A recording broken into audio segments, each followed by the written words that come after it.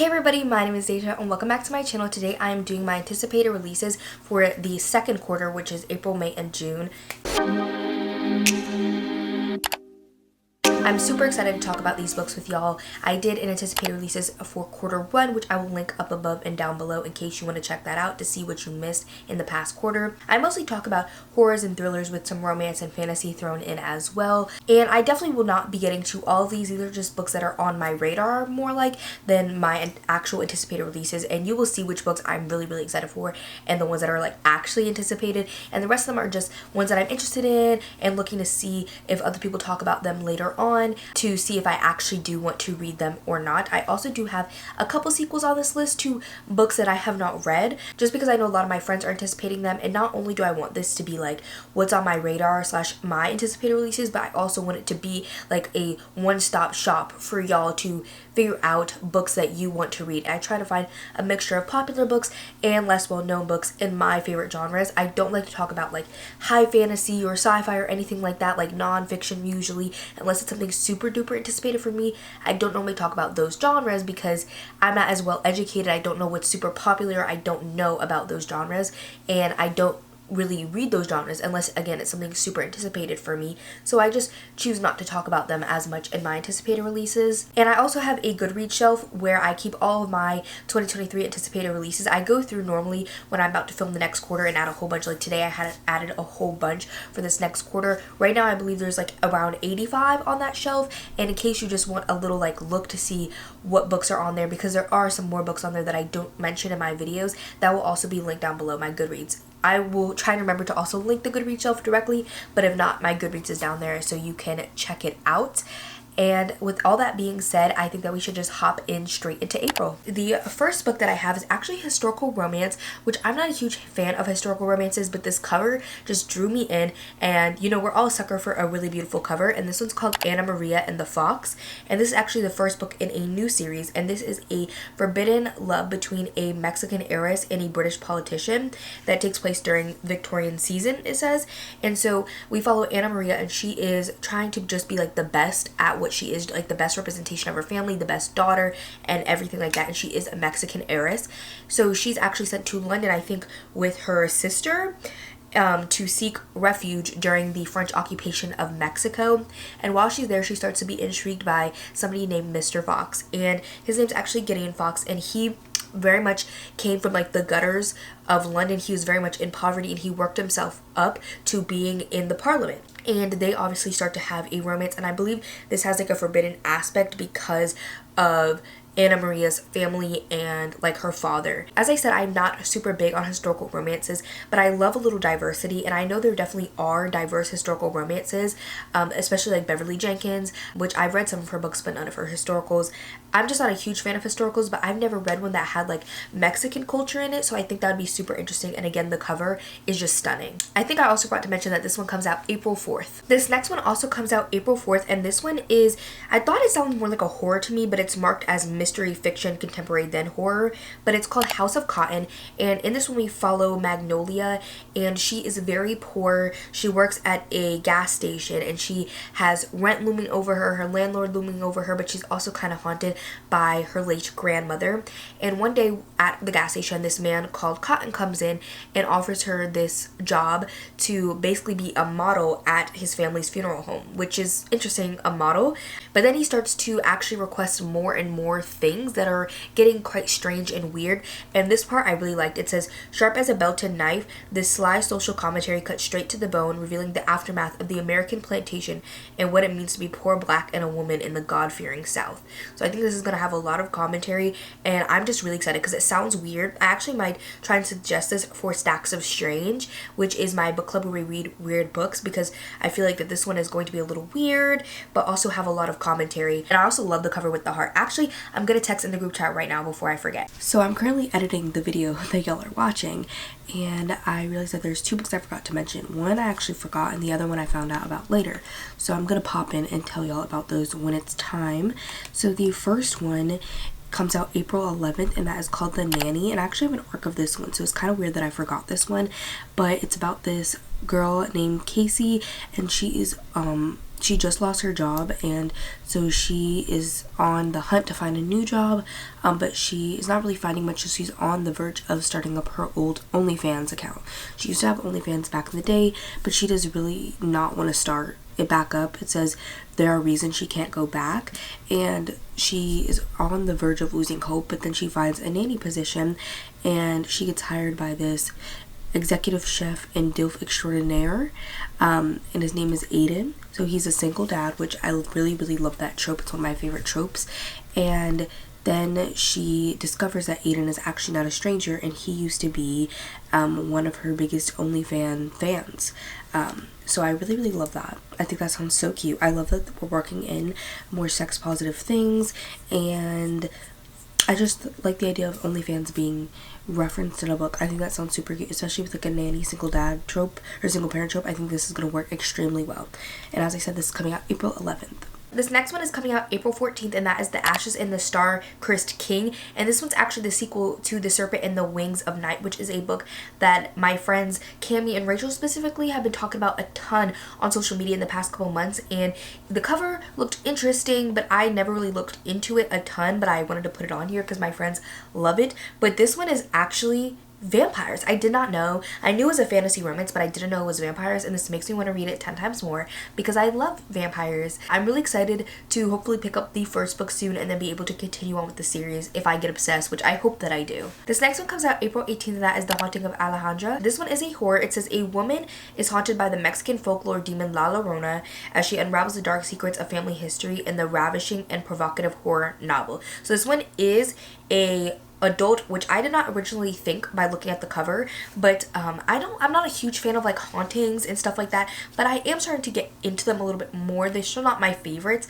but obviously there is a movie of La Llorona that came out a couple years ago, and so I thought it was interesting how this one was a book. I've never seen a book where it was like a horror based off La Llorona, so I thought that was really interesting. The next one is also coming out April 18th, and this one is another romance. It's called The Fiancé Farce, and this one is a steamy sapphic rom-com about a quiet bookseller and a romance novel cover model who agrees to a modern-day marriage of convenience. So I think that's so interesting how it's a bookseller and then a romance novel cover model, and it is sapphic, which I love. This cover is giving like Love Island the game to me, like all those types of things, like Episode, Love Island the game.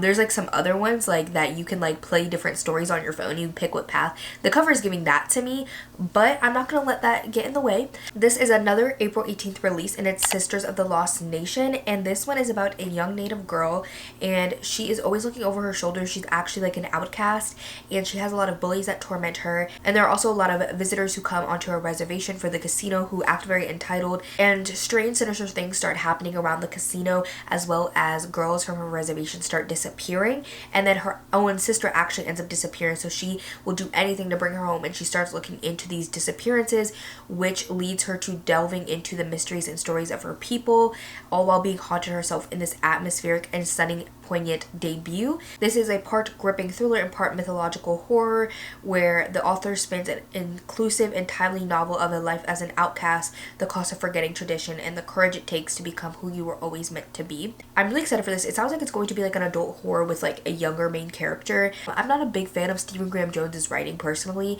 and he is one of the big like native horror authors in the community. I'm hoping to find another native horror author that I can support. I know there are definitely more out there, but Stephen Graham Jones is like the big one that we all know. The next one comes out April 25th, and that is The Last Word by Taylor Adams. I loved No Exit by Taylor Adams. We all love No Exit. It's like a classic booktube thriller staple. I think it's starting to like be on its way out, but it was a classic for so long. This one sounds super interesting. In it, we follow our main character Emma, and she actually lives in isolation on the coast of Washington, and it's super rainy there, obviously, and she lives there with her golden retriever dog, which is super cute, and she literally only has like one neighbor, and that's her whole like interaction with humans. And then one day she actually reads a horror novel that's poorly written. So she leaves a 1-star review, and she starts getting into an argument online with the author, and then weird things start to occur at night, and she's thinking, this can't be a coincidence, like, is the author actually stalking me? So she decides to look into this author's past and who he truly is,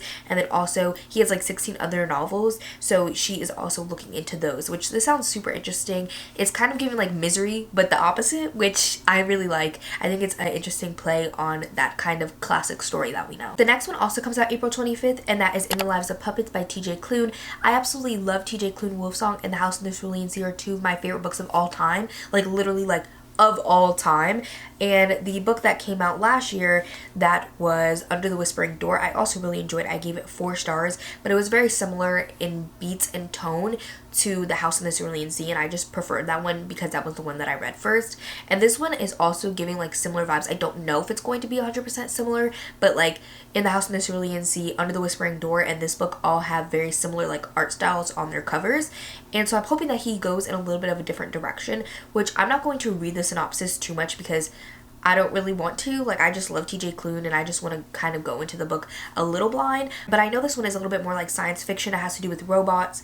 And it says, author TJ Klune invites you deep into the heart of a peculiar force and on the extraordinary journey of a family assembled from spare parts. So I'm assuming the main characters are actually robots, which sounds super interesting. I'm excited for it because his last 2 books have been a little bit more like magical realism, like fantasy magical realism. So I'm hoping that this one will still rip my heart out, but in a different direction than the last 2. Next up is another April 25th release, and that is Happy Place by Emily Henry.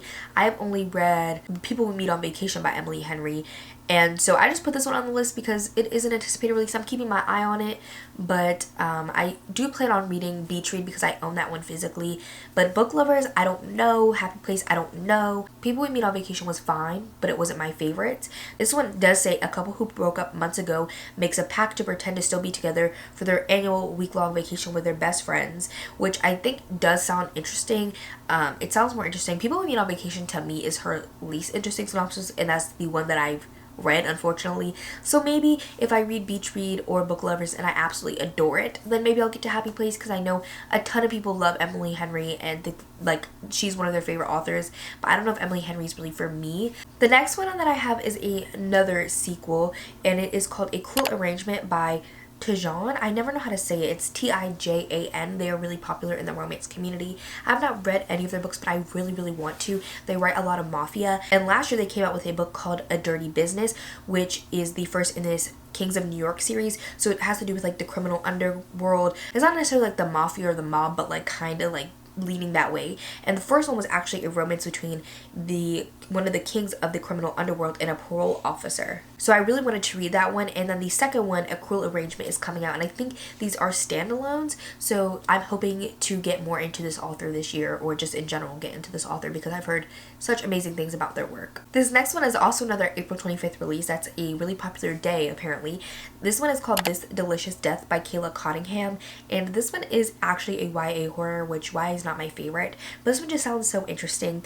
It says it's for fans of Jennifer's Body, which is one of my favorite movies, so I definitely need to read this. So in this world, apparently 3 years ago, the melting of the Arctic led to this pathogen being released, which is very like timely. Like that could definitely happen to us. This pathogen basically makes these people go through this transformation called the hollowing, and it's not everybody, it's only a small percentage of people, and they basically become intolerant to normal food and can only gain sustenance from eating the flesh of other humans. And so we follow 4 girls, and they are living in Southern California, and they're about to graduate high school. So for their last hurrah, they decide to go to this music festival, and on the first night of the festival, one of the girls starts to go feral and ends up killing and eating a boy at the festival, and things just kind of go crazy and ensue from there. This one sounds like it's going to be super fun and funny, so I'm really excited to get to it. Another April 25th release is You Shouldn't Have Come Here by Geneva Rose, and oh my gosh, I didn't even realize it was written by Geneva Rose. That is the person who wrote The Perfect Marriage, which I just read recently and absolutely ate up. Hold on, I feel like this is a little crooked. Is that better? I think. But I absolutely loved The Perfect Marriage. It was so good. And so I'm really more excited for this one now. But it sounds super good. So we follow Grace Evans, and she is just really overworked. So she decides to rent an Airbnb in Wyoming. And when she gets there, she meets the owner, and he's a really handsome man named Calvin. And things are not what they seem necessarily. She's kind of just unhappy because there's actually no cell service, and there's a missing woman, and also something just isn't really right with the town. And even though Calvin's friends and family are kind of warning her, she starts to develop a really close bond with Calvin. They start to fall for each other. But then as the days get closer to her leaving, Calvin actually starts to become obsessive. He believes that she's hiding something from him. And this is actually told in dual point of view. So I'm really excited because what I do know from The Perfect Marriage by Geneva Rose is that Geneva will give you a unreliable narrator where you will be in their head and you will not know something about them. So this is going to be really interesting. I just didn't realize it was to her because the cover just didn't look like anything I would expect her covers to look like. I'm really excited for this one now because would I say Geneva Rose's writing is phenomenal? No. But do I think that she writes a really twisty turny story? Yes. Does it keep me entertained? Yes. And so will I read this book? Yes. This next one is With My Little Eye by Jocelyn Jackson. I've never heard Jocelyn, but this one also comes out the 25th, a really popular day. But in this one we follow an actress named Maribel, and she is a single 40-year-old actress, and she, gets a lot of creepy fan mail, but that just kind of comes with fame. But there's it's just a little different. She starts to get these really creepy ones that are written in fruit-scented marker, and they're just really weird and obsessive, and she just knows that it's different, and she starts to believe that he's actually been in her home because objects have gone missing. There's cologne scents on her sheets that are just not usual, it's not a scent that she's familiar with, and the letters have started to get weirder with pictures of her drawn naked, tied up, or chopped up into pieces, and she just knows that it's not right. So she moves her and her daughter from Los Angeles all the way across the country to Atlanta, but she knows that the distance was not enough and he is actually watching her, and she can feel that the eyes are watching her. So this one seems like it's going to be interesting, very stalkery, which I like. Another sequel that I have coming out on the 27th is King of Pride by Anna Huang. This one is a steamy billionaire romance. It says, full synopsis, to be determined. It says she's his opposite in every way and the greatest temptation that he's ever known. The first book, King of Wrath, came out this year, and I know a lot of people loved it. It has almost 80,000 ratings on Goodreads and a 4.1, which is pretty high. So I'm really excited for this one, and I think it's gonna be the different what's it called, sins, because it has King of Wrath, King of Pride, King of Greed, King of Sloth. But isn't there a fifth one? It's just not on here yet, I'm assuming. But this is the one coming out next, and I haven't read this one, but I do like Anna Huang, and I want to read more of her work. Moving on to May, the first one I have actually comes out May 1st, and that is called Out of the Ashes by Cara Thomas. I can't remember if I've actually read a Cara Thomas to completion, but I do own a couple of her books, and she's known for writing YA, and this one is an adult book, and I might be her first adult book, I'm not sure, but this one sounds really good, and it is about a woman. Her name is Sam, and her family was actually killed 22 years prior in a house fire. I don't know how she didn't get caught, if she just made it out or if she was somewhere else at the time, but her family was killed in their farmhouse in a fire, and it basically went into an unsolved true crime case. And so she lives in New York now, and she knows that the police mishandled the evidence, and there was a lot of rumors and stuff that just weren't true, and that all caused it to go cold. But now there is a new investigator on the case, and he calls her basically telling her hey, there's actually an inmate that has something a really crazy admission, and that is that her little sister actually made it out the fire. And so this one just sounds really, really good, and I'm really excited to see what Cara Thomas does in an adult novel. I love little cold case solving. This next one comes out May 2nd, and it's called Warrior Girl Unearthed, and this one is a thriller relating to Native culture. It says that it's very similar to Firekeeper's Daughter, which Firekeeper's Daughter and this book both to me look like fantasies, but they're actually like native thrillers, which I find interesting that that's like the direction of the cover. I guess that makes sense because native culture has a lot to do with like obviously their spiritual beliefs, I should say. But in this we follow Perry, and she was just ready to have a chill summer, but then she actually gets into a fender bender. That's not her fault. So she ends up working for her aunt to pay back their repairs because I think her aunt like paid for them. She's part of like a summer program, I guess, of her community, and there's a lot of outcasts in it, so they are like a little team, and it says together they ace obstacles, plan vigils for missing women in the community, and make sure summer doesn't feel so lost after all. And she actually attends a meeting at a local university and learns about Warrior Girl, which is one of their ancestors whose bones and knives are stored in the museum's archives at the university. And she is very, very determined to get these remains back and the knives and bones and, you know, give them back to the community and make sure that she's back with her tribe. So she is reading up on laws and stuff about it and is going to do anything with her and the Misfits to be able to return Warrior Girl to her tribe. It is young adult, but I'm willing to give it a try, especially because it's talking about specific federal laws. So it obviously shows that the author, I'm assuming that it's own voices. The author definitely did their research and knows what they're talking about. So I'm really excited to get into this one because I think that it's going to be a really poignant novel. This next one literally has 0 reviews and 0 ratings on Goodreads, so I don't know. It might be indie published, I think. It's published by Ghoulish Books, but that might be like a smaller publication. It is horror. It's called Conjuring the Witch, and it comes out May 2nd as well. And it says that there are witches in the woods, and they thought it was like a metaphor, this wife and husband. But the wife actually takes a walk through the woods, and the husband believes something actually came out with her, and things are starting to alter, and he's fearing for his wife's sanity and also his comfortable status in the church. So he doesn't know how to help. It says that it's a dark, haunting story about what those in power are willing to do to stay in power, and the sins we convince ourselves are forgivable. So that's the part that I really read at the bottom that drew me into this book. This is another May 2nd release, and that is called Practice Makes Perfect by Sarah Adams. This is actually the author that wrote the cheat sheet, I believe, and my friend Manda loves the cheat sheet, and she wrote When in Rome, which came out last year, and I saw it and I loved the cover, but I didn't connect it that it was the author who wrote the cheat sheet. So that makes me more excited to read this, but it's the second book in the series to When in Rome. This one says, when the owner of the local flower shop in Rome, Kentucky makes a questionable agreement with a tattooed bad boy, a delightful friends to lovers romance begins to bloom. And this one sounds super duper good. Like, it's giving to me Tessa Bailey, and I know a lot of people who don't like Tessa, but I like Tessa, so I'm excited. I love the little tattooed bad boy, and it's also friends to lovers, which as the older I get, the more I'm really starting to enjoy friends to lovers, so I'm excited for this one for sure. This next one also comes out that same day, and I'm really excited for this one. I haven't heard anybody talk about it, but it's called Chain Gang All-Stars, and this little part is what I'm going to read to y'all, is what drew me in.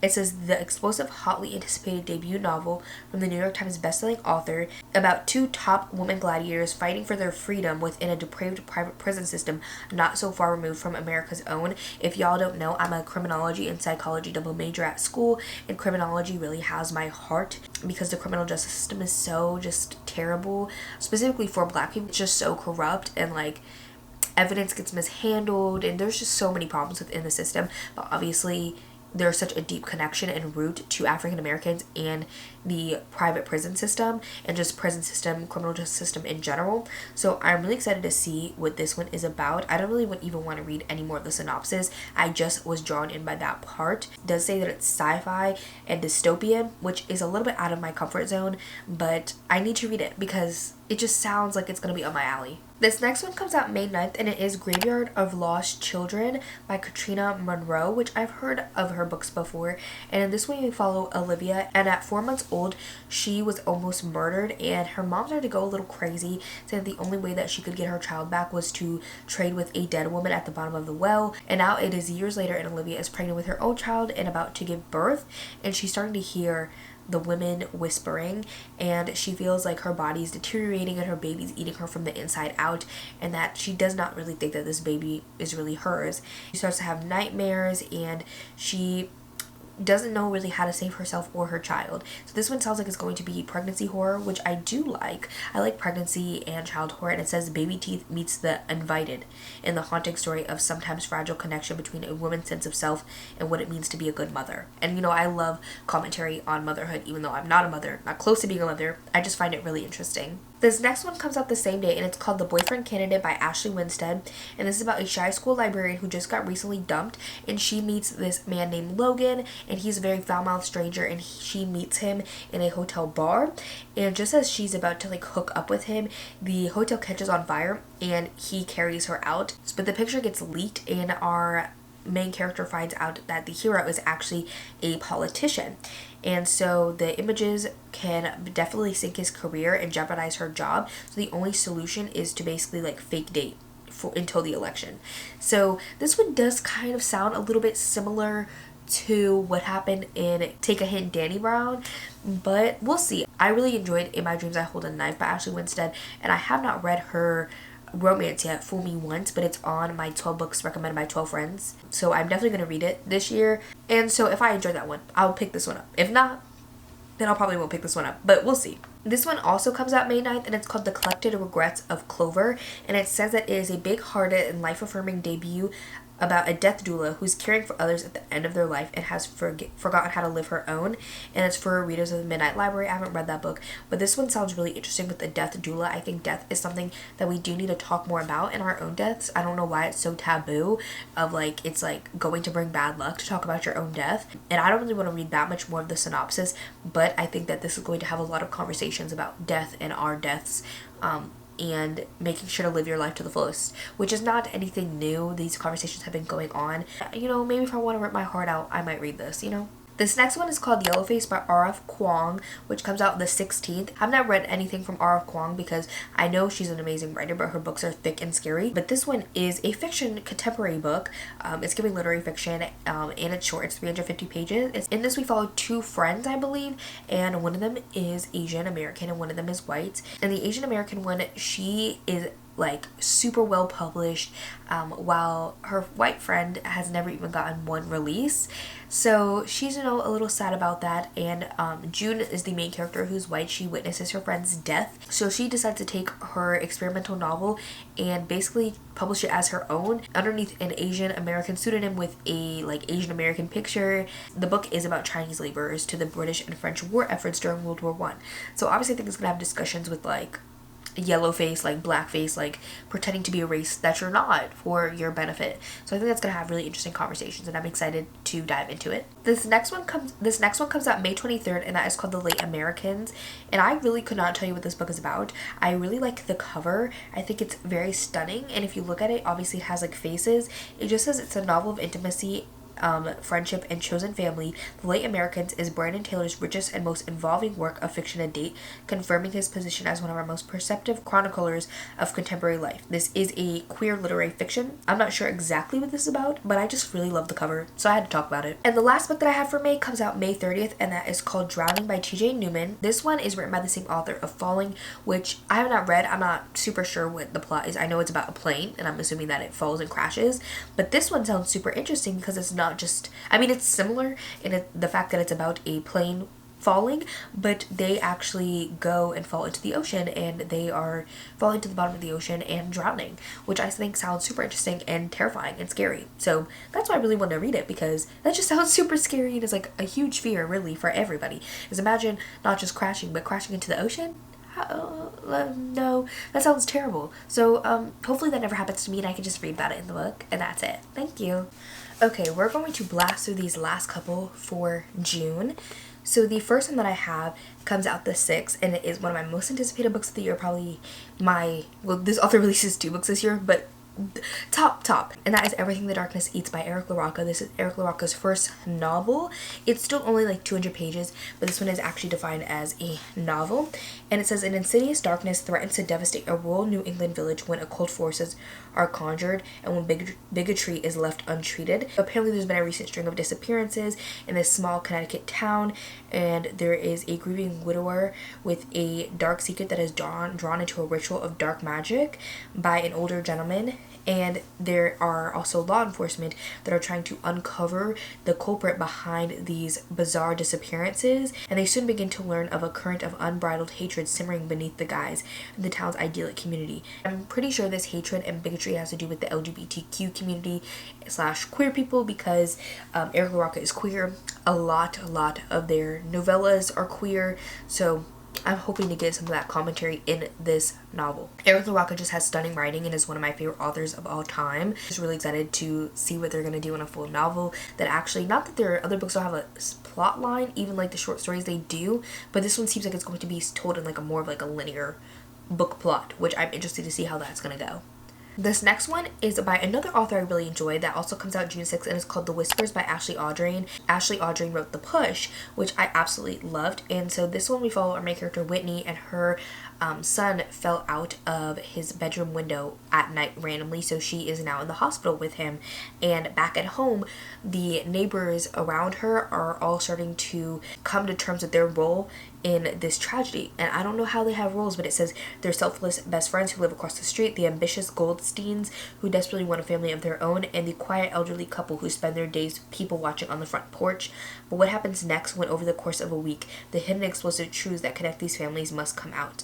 And this one explores envy and motherhood and the intuitions that we silence, which obviously Ashley Audrain discussed a lot of motherhood themes in The Push, which I loved, so I'm hoping that she does an amazing job doing that again. I know my friend Matt, he put on his Instagram story that he rated it 5 stars, and on here he said, another banger of a final line. If you were a fan of The Push, you'll love this one too. It takes on similar themes, but this time in a domestic neighborhood mystery / drama. I gobbled this shit up, so I'm excited. So this next one is another horror. It's called Mayfly, and this one is about a main character. Her name is Mayfly, and she works at a very happy place. She actually works as every child's favorite ice princess, so I'm assuming it's supposed to be like Elsa. But her best friend's brother actually moves back to town, and he awakens something within her. It says that she becomes untethered and dismisses her like princess act and tries on a new persona, and it says it's a bolder, bloodier version inspired by the pages of American Psycho, which sounds so cool. I'm really excited. It says step aside, Patrick Bateman, it's Maeve's turn with the knife. So I feel like this is going to be like more of like a feminist version of American Psycho with a female killer. So I'm really excited, and the cover is beautiful. Another June 6th release is All the Sinners Bleed by S.A. Cosby. I really liked Razor Blade Tears, and this one sounds more up my alley.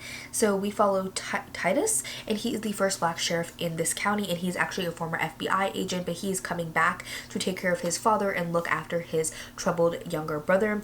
And so he ran for sheriff to try and make a difference, especially in the black community. I'm hoping this has some commentary on black people relating to the police and the criminal justice system as well. But so after a year, there's actually a school shooting, and a beloved teacher is killed by a student, and when they are trying to, you know, calm the student down to bring him in, the deputies that he is sees over actually take a fatal shot and kill the student.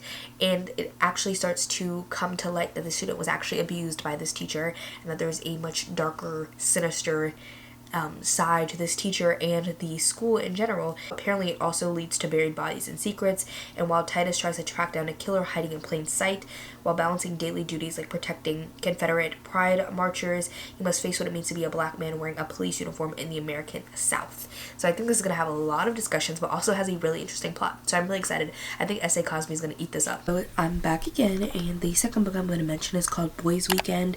And this one is actually a graphic novel, I believe, and it comes out June 6th. This one is about a newly out trans artist assistant, Sammy, and she is invited to an old friend's bachelor weekend in this city that's floating on the Atlantic Ocean. And they are getting a lot of passive aggressive comments from the other people in like the bachelor party, and then also she was asked to be like the best man, and they're not really that accepting of Sammy's transition, so she's starting to question that why she even went. She's not really happy with going, and she's also starting to notice that there is a mysterious cult that is also staying at this hotel on this island, and it's ritually dismembering guests and demanding that they pledge to their bloodthirsty god.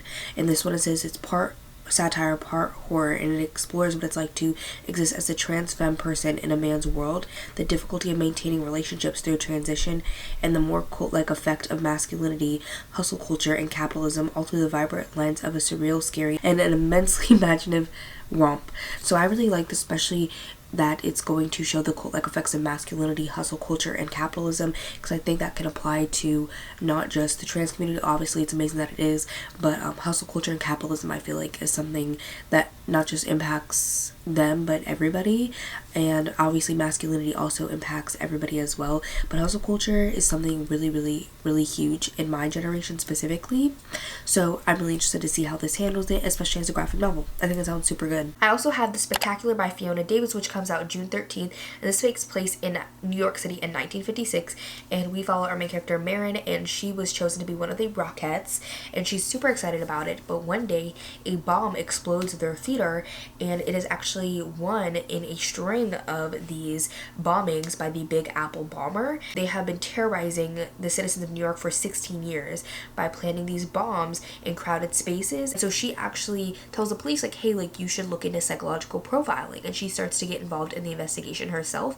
So I'm excited to see how like psychological profiling is used and introduced in a older time, 1956. And I'm just really excited because, again, it's leading into my criminology roots. This next one also comes out that same day, and it's called The Forbidden Territory of the Terrifying Women. In this, we follow Danny, and his wife Ada just disappears in the middle of the night, and he is trying to help find her before his son really starts to realize that she's missing. But then the feds are already actually involved in her case because women across the world, like mothers, have just started disappearing from their beds at night. It says also how does this mystery relate to the force that she seems magnetically drawn to, and it says confronting the role of motherhood and the meaning of home in the wreckage of capitalism and climate change. The Forbidden Territory of a Terrifying Woman is that rare, dazzling debut that is both thrilling and profound. It's a mystery, a play on myths of metamorphosis, and above all, a story of love between husband and wife, mother and child, deeply troubled by the future we face. I think this is going to have amazing commentary on motherhood and, again, like capitalism and climate change. I'm really into commentary on all of that, so I'm really excited for this. So this actually came to my attention by Kat from Cat Chats, because when I messaged in the Sex of Strange group chat about the other book, she brought up this one as well. So we might also read this one for Sex of Strange. I'm really excited for both. Another one that comes out that day is The Drowning Woman by Robin Harding. I have not read anything by Robin Harding, but it says that this author returns with a deliciously twisted story of friendship, retribution, and betrayal about a homeless woman fleeing a dangerous past and the wealthy society wife she saves from drowning, who pulls her into a dark web of secrets and lies. I really don't want to read more.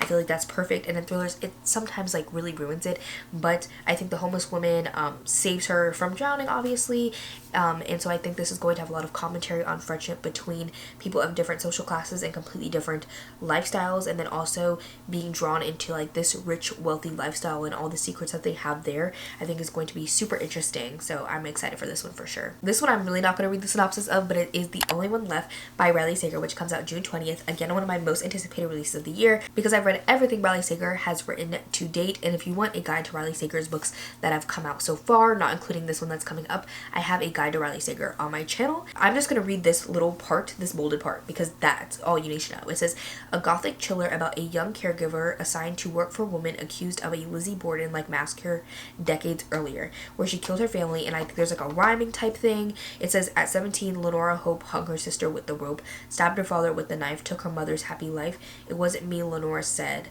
but she's the only one not dead. I'm literally on the edge of my seat waiting for this book. I'm so excited because this one sounds super up my alley. I really do like all of Riley Sager's books. They're all really fun. I do have ones that I think are amazing and other ones that I just had a fun time with, but this one sounds like it could be like one that I absolutely adore and love, and is like one of my favorites of his, so I'm really excited. This next one comes out that same day, and it's called Night's Edge, and this one I was not super interested in at first, but then I saw that it was marked as vampires. I mean, it's also marked as horror, I knew that, but it's also marked as vampires and paranormal, so this has to do with vampires. I'm just gonna read, it's pretty short, so I'm just gonna read it. It says, it's a sun-drenched novel about the dark secrets we hide and how monstrous we can be to the ones we love most. It says having a mom like Izzy meant Mia had to grow up fast. No extracurriculars, no inviting friends over, and definitely no dating. The most important rule, tell no one of Izzy's hunger, the kind only blood can satisfy.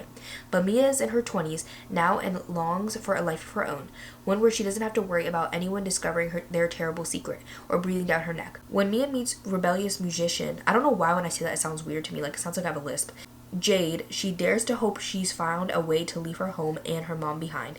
It just might be Mia's only chance of getting out alive. So I'm really excited for this one because vampires and horror. Okay, this next one also comes out the 20th, and it is 0 Days by Ruth Ware. Now, me and Ruthie, we have a weird relationship, okay? I did not like The Turn of the Key. I really didn't like it at all. But I own so many Ruth Ware's books. I don't know why, but I own so many. and I know that I don't really like British thrillers. So I'm definitely going to try Ruth Ware again, but this one actually sounds so interesting. It's about a husband and wife that are actually hired by companies to like break in and hack their security systems, and after a routine assignment goes wrong, she ends up finding her husband dead, and the police are actually closing in on her as their main suspect, and so she's suddenly on the run out of options, so she must decide who she can trust, and it just sounds super interesting because I've never heard of that. But I probably won't pick it up until I read something else by Ruth Ware to see if I actually don't like her writing or if it was just the turn of the key. Then I have this one called The 7-Year Slip by Ashley Pawson, which comes out June 27th. I have not read an Ashley Pawson yet either, but it says an overworked book publicist with a perfectly planned out future hits a snag when she falls in love with her temporary roommate, only to discover he lived 7 years in the past in this witty and wise novel. So this does have like magical realism, time travel, but it is a romance, so I'm really excited to see that because sometimes that can really work for me, sometimes it doesn't. In a Holidays by Christina Lauren, that also is like magical realism romance, and I didn't like that one. It has to do with time travel. I didn't like that one at all, but I don't know if that's them, I don't know if that's me, I don't know if it was, I don't know what it was, the trope, but we'll see with this one. The last one that I have on this list also comes out June 27th, and that is The Reformatory by Tananarive Due. It says a gripping page-turning novel set in Jim Crow, Florida that follows Robert Stephen Jones as he's sent to a segregated reform school that is a chamber of terrors where he sees the horrors of racism and injustice for the living and the dead. So obviously Tananarive Due writes horror. I think it tends to be a little bit more paranormal, but also it has a lot of commentary on race. I haven't read anything by her yet, but I do hope to read, I think, The Between soon because it's pretty short. Most of her books are long. This one is almost 600 pages, which is a little scary, but The Between only is like a 9-hour audiobook, so we'll see. But I'm excited to pick up some of these books, and I hope you found some books that you've never heard of before to pick up as well. Thank you guys so much for watching. If you made it to the end, put the little axe emoji, you know, for the new Riley Sager book, and I will see y'all in my next one. Bye everybody. I'm writing rhymes in the kitchen, soaking the moments we live in, yeah. You got the nerve to be homie.